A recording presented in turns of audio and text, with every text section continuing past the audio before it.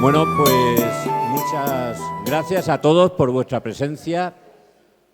En otra edición retomamos después del verano con Viernes con la Ciencia.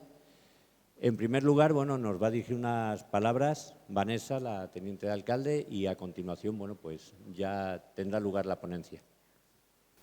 Muchas gracias, Joaquín. Muy buenas tardes a todos y a todas. Para nosotros, desde el Ayuntamiento, desde la Concejalía de Cultura, colaboramos con los Viernes con la Ciencia, con Quixote Innovation, porque consideramos que son muy interesantes y enriquecedoras cada una de las actividades que nos proponen, que tenemos mucho que aprender y que tenemos magníficos divulgadores científicos como quien nos acompaña esta tarde, con Clara Inés, a quien doy la bienvenida. Y bueno, pues me vais a permitir que felicite públicamente, ya lo hice en su momento, pero que felicite públicamente a Joaquín por ese reconocimiento de Top Líderes Innovadores 2024, que yo creo que se lo tiene muy merecido y que un aplauso para él.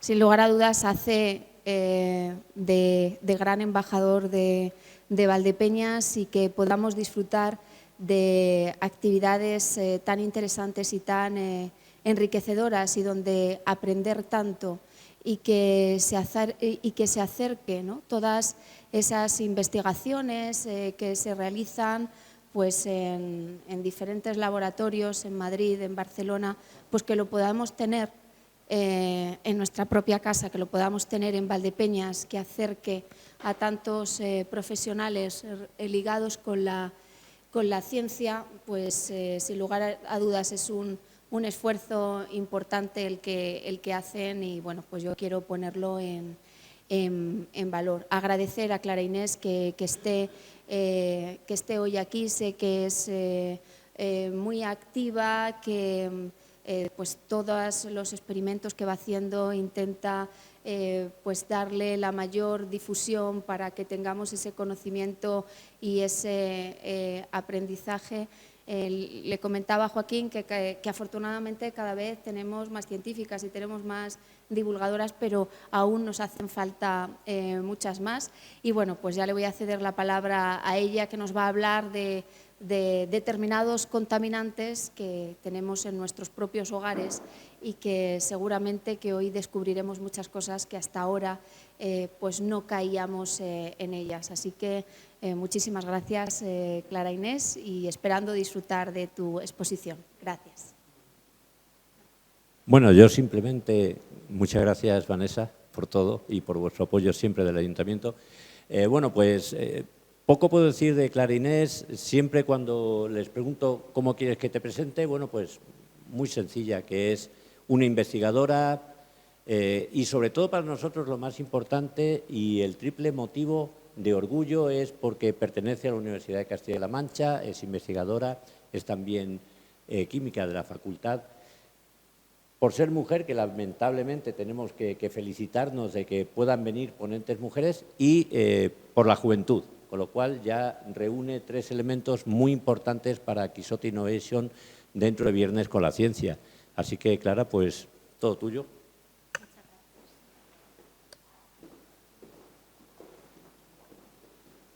Bueno, pues primero me gustaría agradecer a Quixote Innovations por invitarme, porque la verdad que yo no me lo esperaba para nada. Y un día Joaquín me llamó y yo dije, venga, pues sí, doy una charla, porque la verdad que me gusta mucho hacer divulgación científica. Y bueno, primero me gustaría empezar con esta pregunta.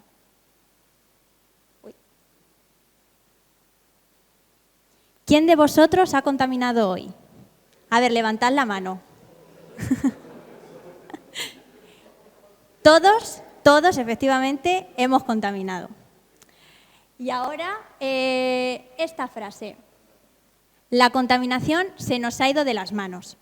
Pero esto es una cosa que no nos tenemos que alarmar, que no nos pilla de sorpresa, porque es que sale diariamente en las noticias, pues eso, noticias de contaminación. Entonces es algo que tenemos que saber y estar informados. Vale. Y es que es así. Desde que nos levantamos hasta que nos acostamos, vertemos una amplia variedad de contaminantes. A ver, ¿en qué momentos de nuestro día a día pensáis que estamos contaminando? Conduciendo. ¿O te duchas? Sí. Qué bien que lo sepáis, porque cuando he dado esta charla en algunos otros sitios, todo el mundo me contesta, pues viniendo en coche o en el coche. No tienen más conocimiento de otro tipo de contaminantes que pueda haber.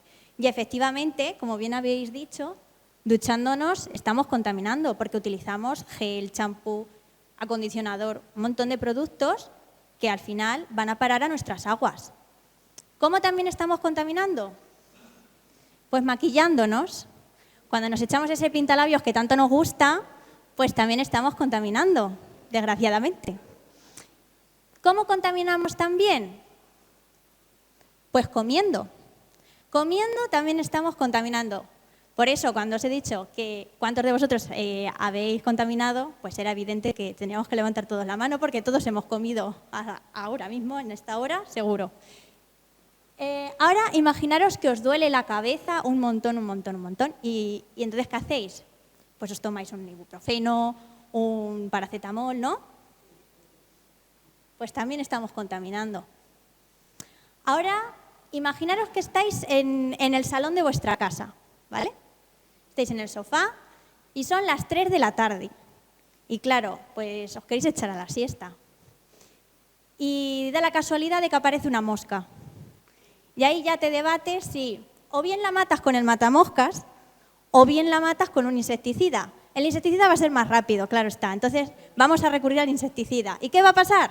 Que vamos a contaminar también. Ahora, ¿cuántos de vosotros tenéis un jardín en casa? O no muchos, bastantes. Bueno, pues para cuidar vuestros arbolitos también estamos contaminando. Entonces, todos estos contaminantes tienen por nombre contaminantes de preocupación emergente o contaminantes emergentes, ¿vale? Pero a mí me gusta llamarlos contaminantes preocupantes, porque la verdad que lo son y bastante, y lo vamos a ir viendo a lo largo de la charla. Entonces, ¿habéis oído hablar alguna vez de los contaminantes emergentes? No, nunca. ¿No?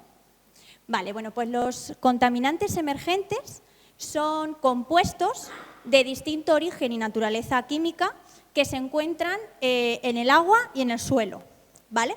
Y que tienen potencial de impactar negativamente sobre nuestra salud y sobre el medio ambiente también, ¿vale?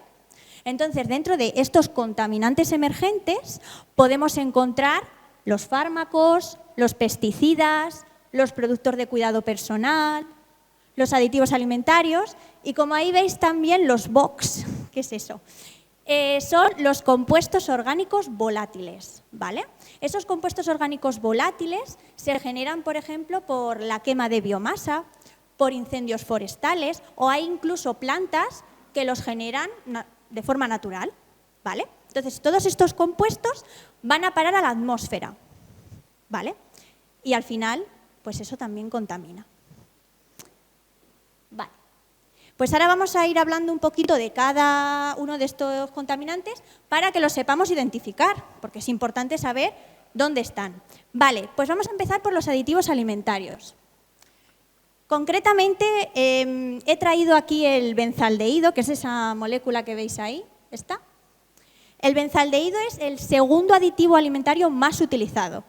Es más, hay más de 300 alimentos que contienen aldehídos. Y de esos 300, únicamente 150 contienen benzaldehído, ¿vale? Entre estos, pues podemos encontrarlo en el café, en el té, en carnes, en bebidas alcohólicas, en frutas como pueden ser las fresas, los arándanos, las cerezas. Hay en algunos de estos alimentos que se encuentran de forma natural y hay otros, como por ejemplo el té o bebidas alcohólicas, que se echa de forma artificial, ¿vale? Entonces, el benzaldehído se utiliza como aditivo alimentario porque tiene una alta actividad organoléptica. ¿Sabéis lo que es la palabra organoléptica? A ver. Organoléptica. ¿Alguien lo sabe?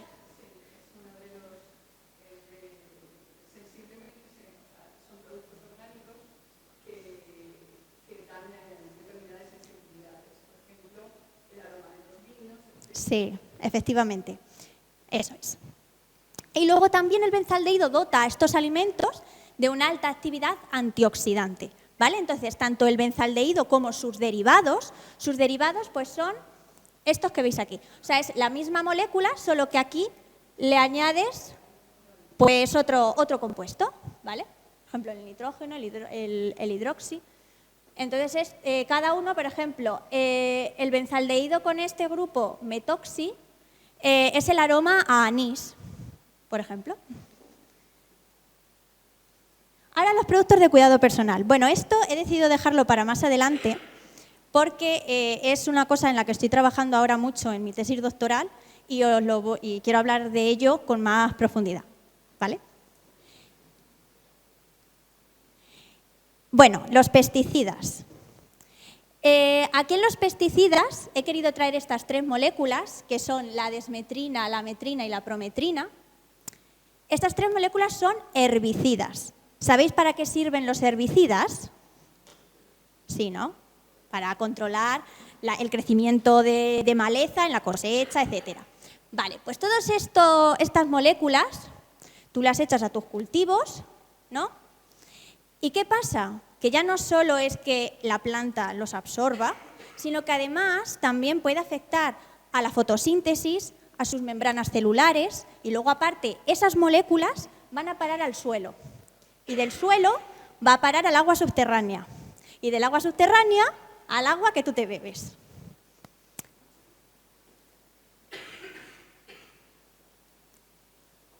Los fármacos. Bueno, los fármacos, yo he querido traer aquí la familia de los salicilatos. No sé si la conocéis, seguro que sí. Estas moléculas que he traído aquí son el ácido acetilsalicílico, que este si lo conocéis es la aspirina. El ácido salicílico, pues hay un fármaco que lo tiene, que es el Piralvex. El ácido ortometoxibenzoico, que se utiliza también para algunos fármacos. Y el salicilato de metilo y el salicilato de etilo se utiliza, por ejemplo, para el reflex, ¿vale?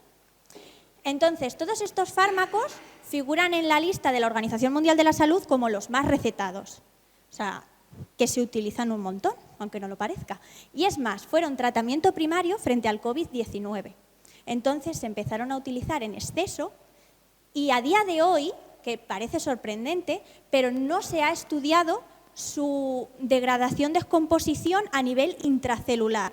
¿Esto qué quiere decir?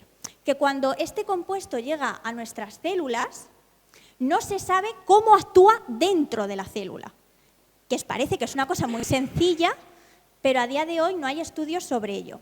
Entonces, yo a través de mi tesis trato de dar luz a esta problemática. Entonces, hacemos estudios dentro de las células para poder saber qué es lo que ocurre con estas moléculas. Y ahora, lo favorito de todos los castellano-manchegos, que son los cigarrillos electrónicos. ¿Y por qué digo esto? Pues porque somos la comunidad autónoma con mayor índice de uso del cigarrillo electrónico a nivel nacional, ¿vale? Es más, la gente que consume estos cigarrillos, el 50,5% de esta gente son jóvenes de entre 14 y 18 años. Y esto es preocupante, la verdad. ¿Cuántos de vosotros habéis utilizado alguna vez un cigarrillo electrónico? ¿Conocéis a alguien? Nunca, nadie. Mejor, la verdad. Bueno, pues los cigarrillos electrónicos contienen 2 líquidos, ¿vale? Que son el propilenglicol y el glicerol, estas 2 moléculas que veis aquí. Vale, pues este líquido, para que produzca ese vapor, ¿no?, se quema. Entonces, al quemarse, estas 2 moléculas se degradan. Es decir, es como que se cortan en moléculas más pequeñitas, como estas que veis aquí, que son aldehídos de cadena corta. como por ejemplo el crotonaldehído, el glioxal, el propanal, formaldehído, acetaldehído, acroleína. La acroleína a lo mejor os suena, ¿no? Bueno, pues todas estas moléculas ya no es solo que se vayan a la atmósfera y contaminen, sino que también son perjudiciales para nosotros porque no las estamos tragando, por así decirlo. Pues estos cigarrillos electrónicos los están empezando a retirar en muchos sitios. No sé si habéis visto en las noticias que los están retirando y la verdad que me alegro de ello porque son bastante tóxicos. Empezaron a vender sin haber realizado ningún estudio en personas. Entonces, es importante saber los efectos secundarios que puede tener este tipo de dispositivos. Entonces, claro, ahora a lo mejor os preguntáis, ¿pero por qué comiendo estoy contaminando? Bueno, pues porque si tenemos en casa un inodoro, una ducha o una papelera, todas estas sustancias van a parar a las aguas y a los suelos, ¿vale? Entonces, es muy importante conocer qué es lo que tenemos a día de hoy en la Unión Europea. Vale. ¿Cuántos cuerpos de aguas superficiales? Cuerpos de aguas superficiales es a lo que se le llama lagos, ríos, arroyos. ¿Pensáis que hay en la Unión Europea? A ver, un número. Hay más. Hay 100.000, más o menos, ¿vale? Hay 100.000 cuerpos de agua superficial donde están los arroyos, los ríos, los lagos, los humedales y los embalses. ¿Y sabéis cuánto porcentaje de todos estos ríos, lagos, etcétera, están en buen estado? Qué poca esperanza, ¿eh?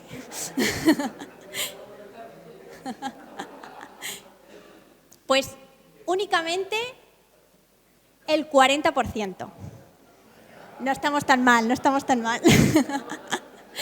Únicamente el 40% de todas estas aguas superficiales están en buen estado. Y sobre un tercio de estas aguas superficiales son distritos de cuencas hidrográficas transfronterizas. ¿Sabéis lo que es esto? Vale, bien. Bueno, pues entonces, ¿qué es lo que quiere la Unión Europea? ¿Cuál es su objetivo? Pues su objetivo es tener un buen estado químico de sus aguas, ¿no? Pues entonces, lo que empezó a hacer es que en el año 2000 se estableció la Directiva Marco del Agua. Esta es la parte legal de la Unión Europea que trata de proteger todas nuestras aguas, ¿vale? Y en el año 2008 se fundó la Directiva de Normas de Calidad Ambiental. Y luego, en el año 2013, se intentó crear una lista de vigilancia de las sustancias que podían ser peligrosas para nuestra salud y también para el medio ambiente. Entonces, en el año 2015 ya se creó esa lista y desde ese año hasta ahora pues se ha ido monitoreando todas estas sustancias y se ha ido actualizando la lista. Por ejemplo, en el año 2018 se actualizó, luego en el 2020, luego en el 2022 y en este último año, en el 2022, en octubre, la Comisión Europea incluyó 25 nuevas sustancias a esta lista que pueden tener riesgos para nosotros y también para el medio ambiente, ¿vale? Bueno, pues entre estas sustancias podemos encontrar estas que vemos aquí. Los PFAs son las sustancias perfluoroalquiladas que se utilizan, por ejemplo, en la ropa, en los muebles, en las sartenes, en las ollas, ¿vale? Luego también los fármacos. Entre los fármacos, pues los que se empezaron a incluir en la lista son los anticonvulsionantes, los antibióticos, los analgésicos también, algunos de ellos. También se encuentra plata, pesticidas y el bisfenol A. ¿Habéis escuchado hablar alguna vez del bisfenol A? Sí, ¿verdad? Que se utiliza para crear plásticos, para recubrir algunos alimentos, etc. Bueno, pues este ya lo han incluido en la lista como que puede ser perjudicial para nosotros. Algunos otros plastificantes y los productos de cuidado personal, que como he dicho antes, ahora os iba a hablar con más detenimiento de ellos. Vale. Pues dentro de los productos de cuidado personal, la molécula por excelencia que más se encuentra son los parabenos. ¿Habéis oído hablar de los parabenos, no? Bueno, y quien no, seguro que ha visto esta etiqueta en más de algún producto. Bueno, pues los parabenos, que son estos que tengo aquí, bueno, estos son como los que más se utilizan, ¿vale? Hay muchos más. Son el metilparabeno, el etil, el propil y el butil. Lo que va cambiando es esta cadena. Como veis, se va haciendo más grande, ¿vale? Bueno, pues estos parabenos se utilizan con muchísima más frecuencia en los cosméticos, ¿vale? Concretamente, el metilparabeno es el que más se utiliza, con un 77%. Después iría el propil con un 73%, luego el etil y luego el butil. Estos porcentajes, ahora más adelante vais a entender un poco también por qué algunos se utilizan más que otros, ¿vale? Entonces, estos parabenos se empezaron a utilizar a mediados de 1920 hasta ahora y se pueden encontrar en cosméticos, en fármacos también, incluso en comida, como por ejemplo en condimentos, en verduras, en comida para bebés. ¿Y por qué se utilizan todos estos parabenos? Pues porque tienen propiedades conservantes y antibacterianas, ¿vale? Entonces, estas propiedades antibacterianas aumentan conforme aumenta la cadena alquílica del parabeno. Es decir, el metilparabeno, ese que hemos visto, tiene menos propiedades antibacterianas que el butil, ¿vale?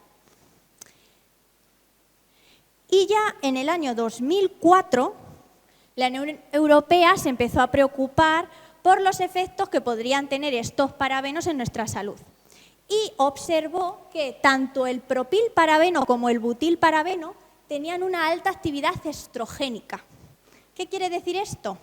Bueno, pues yo aquí os he traído la definición, que la actividad estrogénica se refiere a la capacidad de una sustancia o compuesto de imitar o aumentar los efectos de los estrógenos, que son las hormonas sexuales femeninas, ¿vale? Entonces, en las mujeres, pues esto es causante de cáncer de mama y de útero, de desequilibrio hormonal, de crecimiento anormal de tejidos. En los hombres, de ginecomastia, ¿sabéis lo que es eso? El crecimiento del pecho, disminución de la fertilidad, disminución de la testosterona y luego en ambos sexos, trastornos endocrinos, incluso en niños, problemas de desarrollo. O sea, imaginaros esos alimentos para bebés que tienen parabenos, lo que pueden llegar a hacer. Entonces, tras esto, la Unión Europea en el año 2004 estableció una ley donde tanto el propilparabeno como el butilparabeno tenían que estar regulados a unas concentraciones, ¿vale? Entonces, en aquellos productos que solo hubiera un parabeno, tenían que tener un 0,4% de concentración en el producto. Y para aquellos productos que tuvieran 2 o más parabenos, un 0,8%.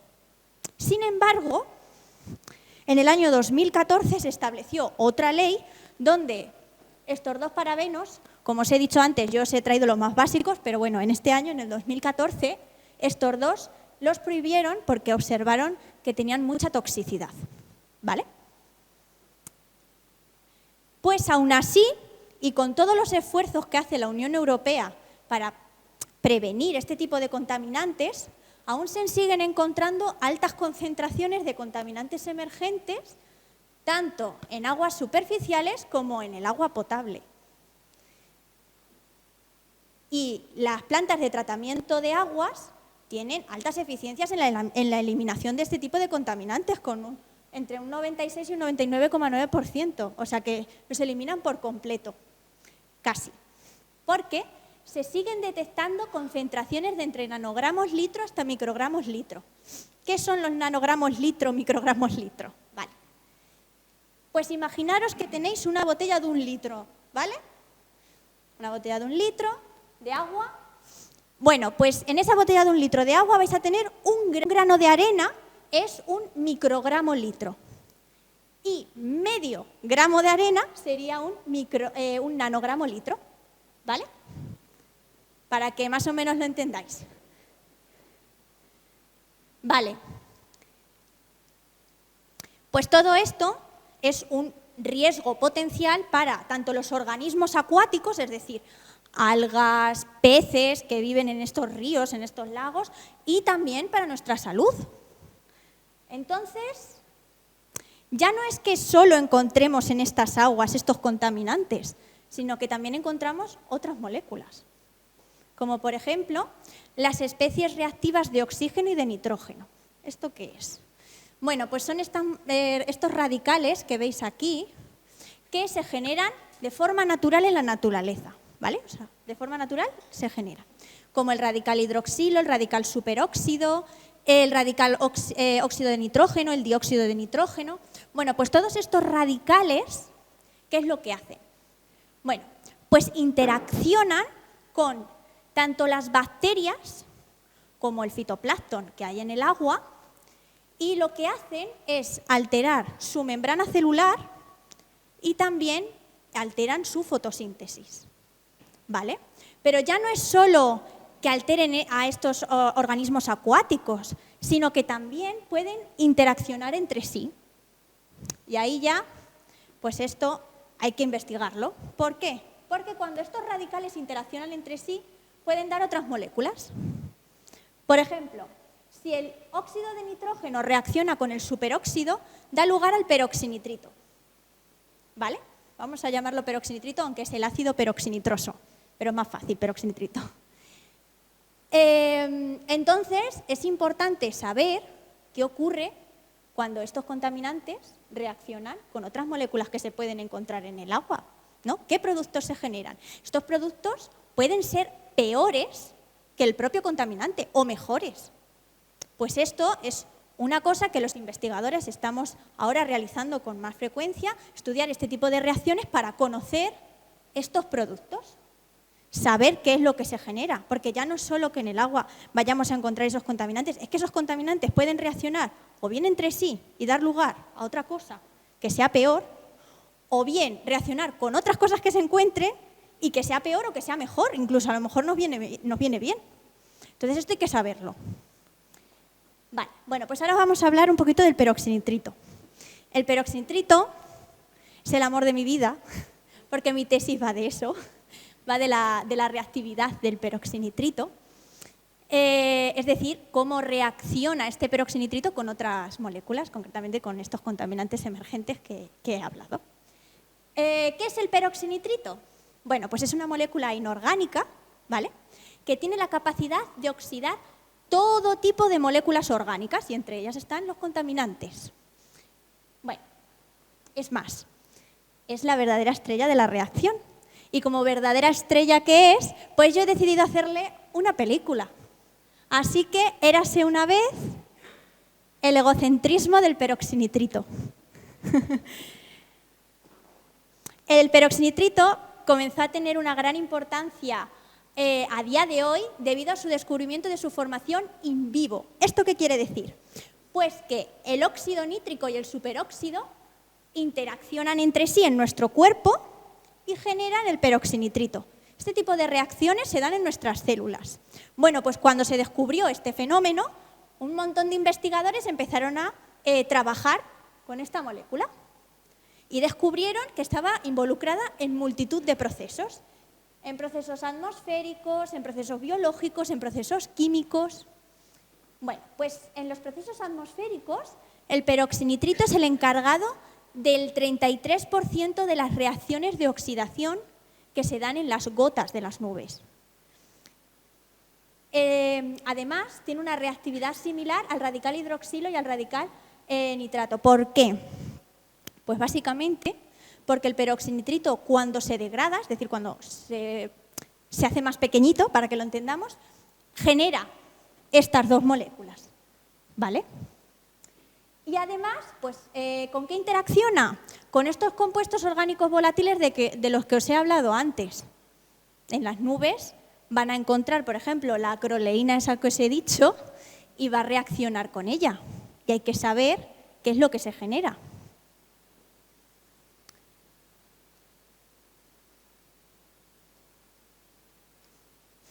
Vale. A nivel biológico, el peroxinitrito tiene una alta capacidad de oxidación de todo tipo de biomoléculas, desde los aminoácidos hasta el ADN.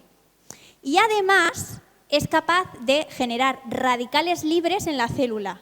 ¿Esto qué quiere decir? Bueno, los radicales libres son esas moléculas que hemos visto antes que estaban en el agua, ¿no? Pues son lo mismo, se generan en la célula y cuando hay un exceso, porque hay mucho peroxinitrito, hay un exceso de estos radicales, la célula se muere. Y esto pues es perjudicial para nosotros también. Luego,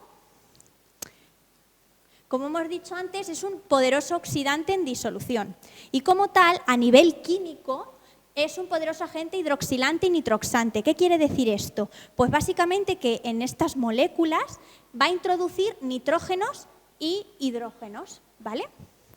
¿En qué moléculas lo hace? Bueno, pues como en las que hemos estado viendo, la acroleína, ¿esta cuál era? Lo he dicho antes, el benzaldehído, los parabenos, pues en estas moléculas mete OHs o NO2, ¿vale? Y colorín colorado, el egocentrismo del peroxinitrito se ha acabado. Así que, como podéis ver, el peroxinitrito está prácticamente en todos los sitios. Y puede ser bastante esperanzador, por así decirlo, porque si reacciona con estos contaminantes, pues puede producir productos que sean mejores o peores, claro.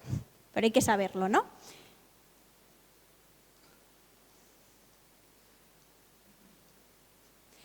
Entonces, yo lo que trato de hacer es oxidar este tipo de moléculas para poder conocer los mecanismos de reacción, o sea, cómo reaccionan entre sí. Mira, aquí tengo los mecanismos, bueno, esto es de una forma muy simplificada, bueno, ahora os enseñaré uno de verdad. Por ejemplo, en los aditivos alimentarios, si el benzaldehído reacciona con el peroxinitrito, da lugar al ácido benzoico o el alcohol bencílico. Estas dos moléculas también se utilizaban, mejor dicho, como aditivos alimentarios hasta que se descubrió que eran bastante tóxicas y se dejaron de utilizar. O sea que, mira, en este caso estamos generando dos moléculas que son más tóxicas que incluso el propio benzaldehído. Aquí otra, el parabeno con el peroxinitrito. Aquí se genera este ácido, la hidroquinona y la quinona. Aquí en porcentaje, además esto lo tengo bastante reciente, en este se genera un 13%, aquí un 1% y aquí un 0,9%. Aquí salimos ganando. ¿Por qué? Porque el ácido se ha demostrado que no es tóxico para nosotros. Sin embargo, las otras dos moléculas, sí. Pero como se producen en menor cantidad, pues es mejor para nosotros. En este caso, salimos ganando. Luego, en los fármacos, pues en los fármacos se generan estas otras dos. Esto todavía lo tengo que terminar de estudiar, ¿vale? Entonces todavía no os puedo decir, pero pues es importante, como podéis ver, saber qué porcentajes de estas moléculas se están generando, si se pueden degradar en el propio agua, si necesitan que tengamos que añadir otras moléculas para poder degradarlas. Bueno, como he dicho, la mayoría son tóxicos, entonces nos ponemos tristes. ¿Y cómo hago yo esto? Bueno, yo estoy en el departamento de química física, ¿vale? Entonces, todo lo hago a través de estudios cinéticos. ¿Qué son los estudios cinéticos? Bueno, bien, pues los estudios cinéticos es la parte de la ciencia que estudia los cambios y las transformaciones con respecto al tiempo, ¿vale? Entonces, yo lo que hago es calcular velocidades de reacción. Vale, entonces yo calculo estas velocidades de reacción, saco constantes y saco el mecanismo. Es decir, esto es ciencia base. Lo mío, yo doy datos que luego otros investigadores pueden aplicarlo a la vida real. ¿vale? Entonces, bueno, yo utilizo este equipo que veis aquí. Esto es un Stopped Flow, que en español es un sistema de flujo retenido, ¿vale? Entonces, aquí veis que tengo 2 jeringas, ¿no? Bueno, pues en una meto el contaminante y en la otra meto el oxidante, en este caso el peroxinitrito, ¿vale? Entonces, entra aquí dentro, va una cámara de observación, aquí tenemos el monocromador, la lámpara, entonces esto lo detecta. Y aquí hay otra jeringa, aquí en este lado, que es la jeringa de paro, que cuando detecta que han entrado los líquidos, para la reacción. Y entonces empieza a adquirir los datos. Los datos que se adquieren son o bien de absorbancia y fluorescencia o frente al tiempo de los diferentes contaminantes. Entonces yo voy variando las concentraciones, tanto de, en este caso he puesto los parabenos, pero bueno, los contaminantes como del peroxinitrito, así como el medio, es decir, el pH, porque hay que también, o sea, cogemos, si vamos a estudiar, por ejemplo, en aguas superficiales, pues tenemos que saber qué concentraciones se pueden encontrar de estos contaminantes en el agua y simulamos esa concentración y también simulamos el pH que hay en ese agua. Entonces se hace la reacción y a través de los datos que se adquieren se obtiene la velocidad inicial de reacción. Bueno, esto ya es más. Entonces se obtienen estas gráficas que con ajustes matemáticos podemos llegar a estos mecanismos.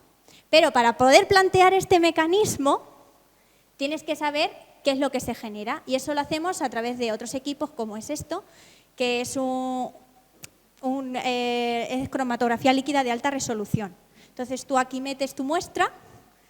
Bueno, primero tienes que meter los patrones. Eso quiere decir que tú primero metes los compuestos que crees que se van a generar. Los metes dentro. Y luego metes tu muestra. Y el sistema ya te lo compara y ya sabes qué es lo que tienes. Luego, pues a través de más cálculos matemáticos, se saca esta pedazo de ecuación, que es la ecuación teórica de la velocidad. Y con este pedazo de ecuación calculas las constantes, que estas constantes son a las velocidades que se dan estas reacciones que veis aquí. Y luego se hacen estudios de reactividad-estructura, que esto ya es como para finalizar. Estos estudios de reactividad-estructura, lo que se va viendo es cómo las moléculas van variando. Se estudian todas a la vez. Entonces, por ejemplo, en este estudio de los parabenos se vio que el butilparabeno era más difícil de ser atacado porque era mucho más estable. Y además, he de decir que el butilparabeno es más tóxico que el resto. ¿Vale? Y que la velocidad de reacción aumenta conforme más pequeña es la cadena del parabeno.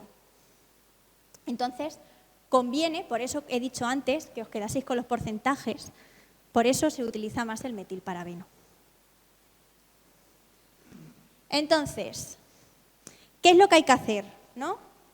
Pues lo que tenemos que hacer básicamente, bueno, yo como investigadora, seguir investigando sobre esto, sacar resultados, saber qué es lo que se genera y sobre todo conocer bien la reactividad de este tipo de oxidantes, porque ya no solo está el peroxinitrito, ahora yo también estoy estudiando con los radicales esos que habéis visto ahí, a ver si por ellos mismos también generan otro tipo de reacciones. Estas reacciones son procesos de oxidación avanzada, que muchas plantas de tratamiento de aguas los están utilizando para pues, mejorar sus eficiencias en la eliminación de contaminantes. ¿Qué más? Bueno, pues me gustaría acabar un poco con esta frase que es: el ser humano contamina y se contamina. Porque es así, contaminamos y lo que contaminamos nos vuelve. Pero como no quiero acabar siendo tan negativa, pues ¿qué es lo que tenemos que hacer? Pues promover una industria que sea más sostenible. Intentar sustituir estas moléculas que se están añadiendo a estas listas que hemos dicho de la Unión Europea por otras que sean pues, mejores para nosotros, tanto para nuestra salud como también para el ecosistema acuático, porque el ecosistema acuático también es importante. Es más, es que muchos de estos contaminantes se encuentran en el propio pez. Luego el pez tú te lo comes. O sea, es que, en fin. Así que, pues eso, que hay que promover una industria que sea más sostenible, que hay que conocer todo esto que tenemos, porque es que parece que no, pero ahí está, son contaminantes invisibles, pero ahí están. Y poco más, la verdad. A ver. Y ya, bueno, quería acabar otra vez, porque es que esto, en verdad, muchas veces lo pregunto y la gente no levanta la mano. ¿Que quién de vosotros ha contaminado hoy? Evidentemente todos hemos contaminado, pero vosotros lo habéis hecho bien, así que genial.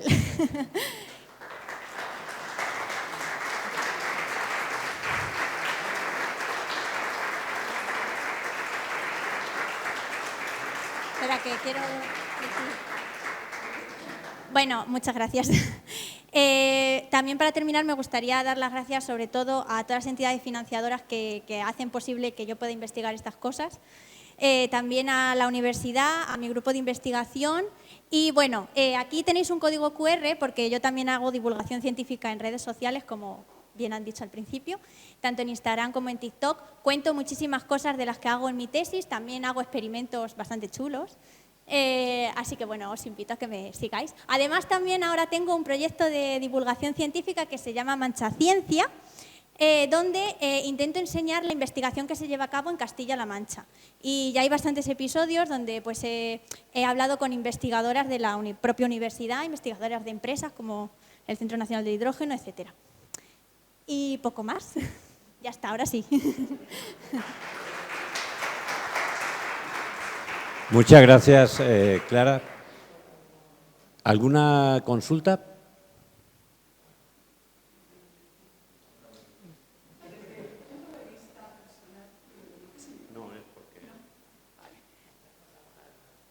Desde mi punto de vista personal has estado maravillosa. Soy química y soy profesora de química.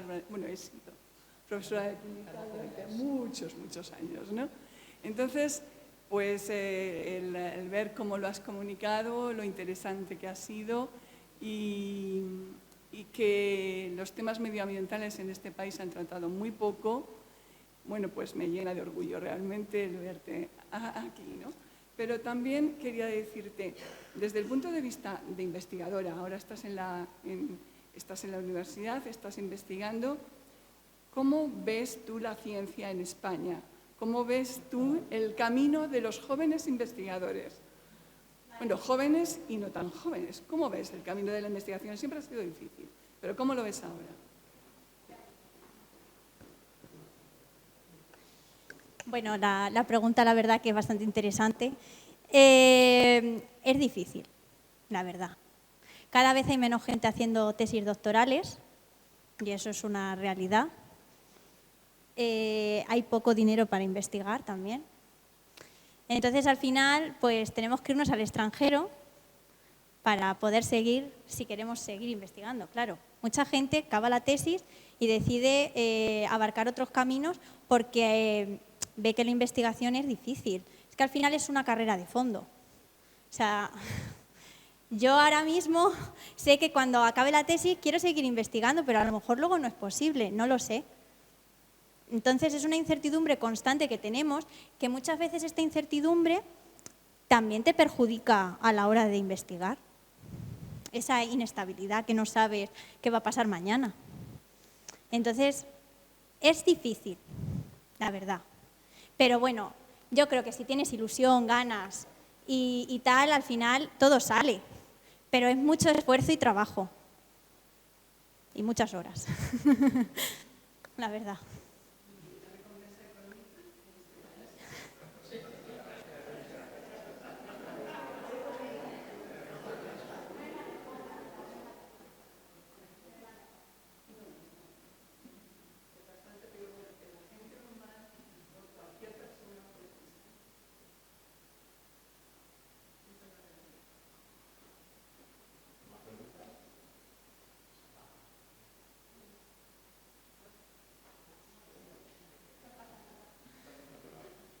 ¿Alguna pregunta?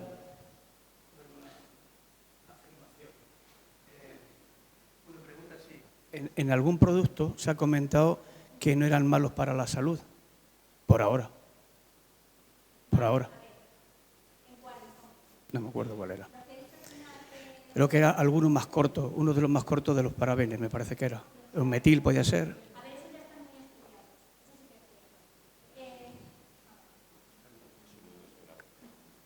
El metil, los parabenos, hay numerosos estudios porque diariamente se están estudiando. Ahora lo que hay que saber es lo que se genera. A ver, el propio metilparabeno tiene toxicidad, pero todo está, la clave está en la concentración. Entonces, al final, lo importante es saber el producto que se genera, porque ese puede ser peor. Y eso es lo que no se ha estudiado, eso es lo que no se sabe.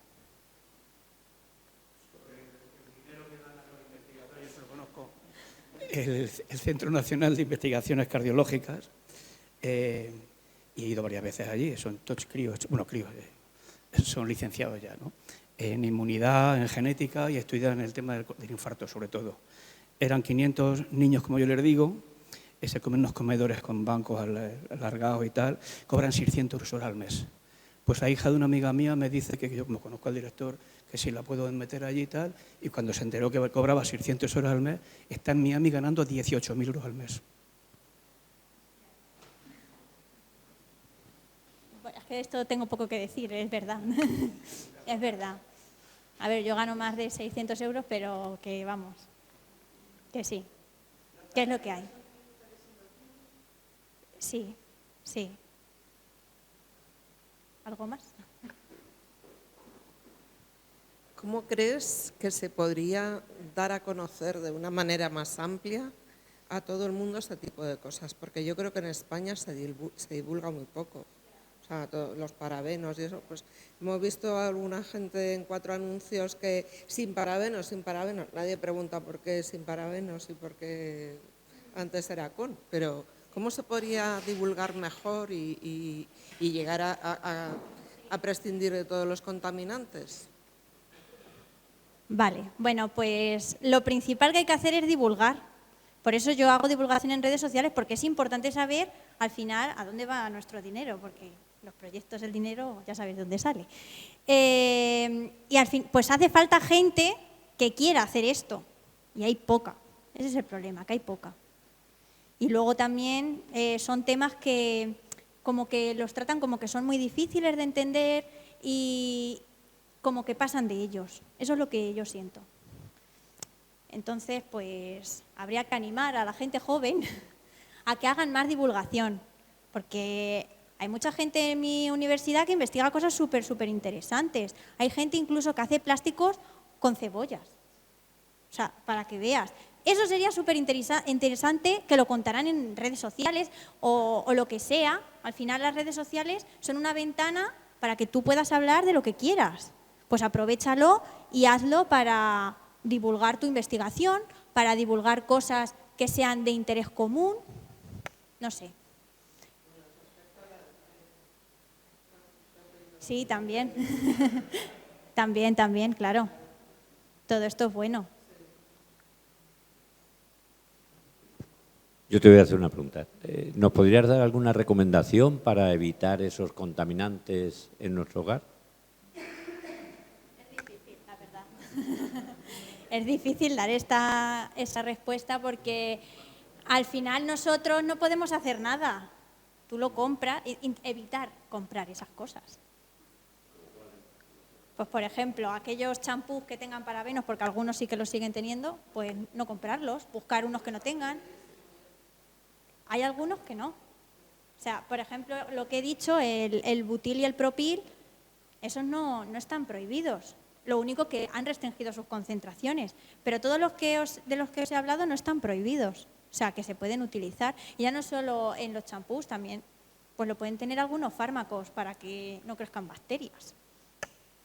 Entonces, es difícil. Entonces, ¿qué es lo que hay que hacer? Eso es desde el principio. Nosotros no podemos hacer nada. Es desde el principio. El error está al principio. Claro, bueno, si no lo compras... Claro, no comprarlo. Sí, claro, eso. Sí, claro.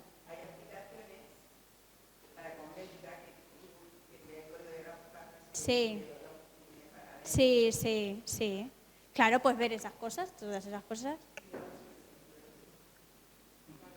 Pues ya está. Pues miráis. Claro, claro, claro. Bueno, pues sobre todo con estas recomendaciones lo que vamos a hacer va a ser fomentar el hábito de la lectura, que se está perdiendo. Nos vamos a tener que leer muy bien todos los prospectos. Bueno, pues muchas gracias, Clara Inés, y a todos vosotros por vuestra presencia en Viernes con la Ciencia. Gracias.